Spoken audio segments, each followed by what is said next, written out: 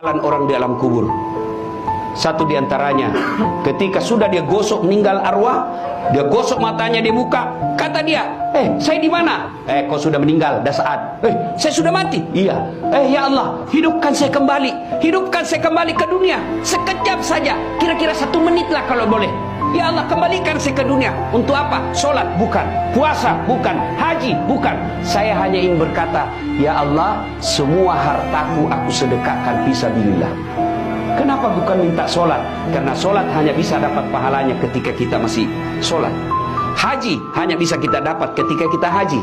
Puasa hanya kita dapat ketika kita puasa. Tapi sedekah, meskipun sudah tulang belulang hancur, kita tetap mengalir. Itulah yang disebut sedekah jariah.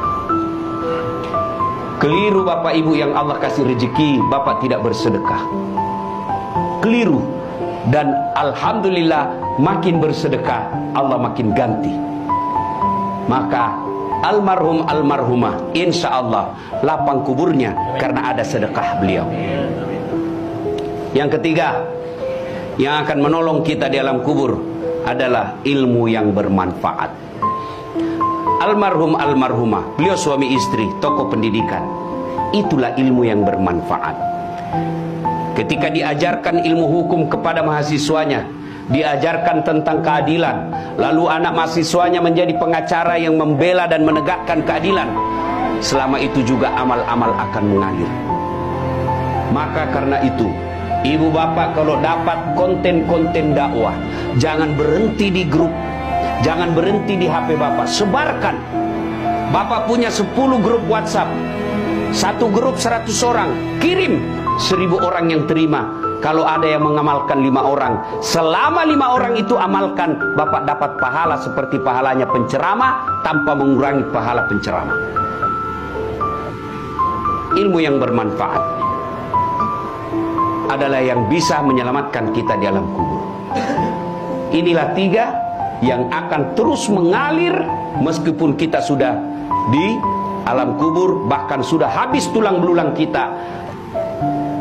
Anak yang soleh dan soleha, sedekah harta, kemudian ilmu yang bermanfaat.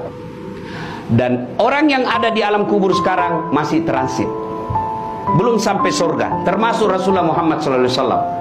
Dan siapa yang paling menderita di alam kubur?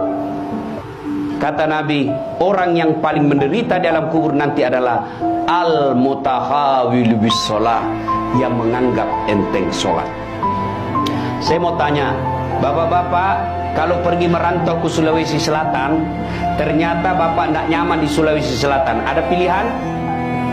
Ada? Ada. Balik lagi ke Jakarta. Saudara-saudara dari Jawa merantau ke Sumatera, ternyata di sana tidak bagus.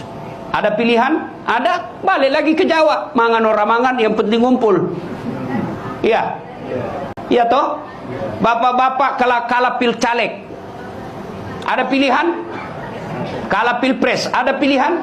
Ada. Tunggu lagi 5 tahun yang akan datang, kita tanding lagi. Ya, tidak disenang sama gubernur, ada pilihan? Ada. Apa? Pensiun dini. Selesai urusan, biar ada di situ kita lewat. Bukan lagi gubernurku. Iya kan? Ibu-ibu, suami cerewet, suami kasar, ada pilihan bu? Ada. Pulangkan saja aku pada ibuku atau ayahku. Selesai. Ya, bapak-bapak punya istri cerewet, ngamuk aja kerjanya, nggak tahu menghargai suami, ada pilihan? Ada. 2 pilihan, 1 tambah jadi 2, 2 cerai. Ada pilihan pak. Maknanya bapak menderita di dunia masih ada pilihan.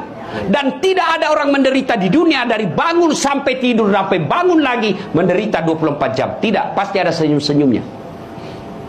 Tapi kalau bapak masuk kubur, ada pilihan? Ibu-ibu masuk kubur, ada pilihan? Nggak nyaman pertanyaannya, keluar dulu. Begitu bapak keluar, viral satu dunia pak.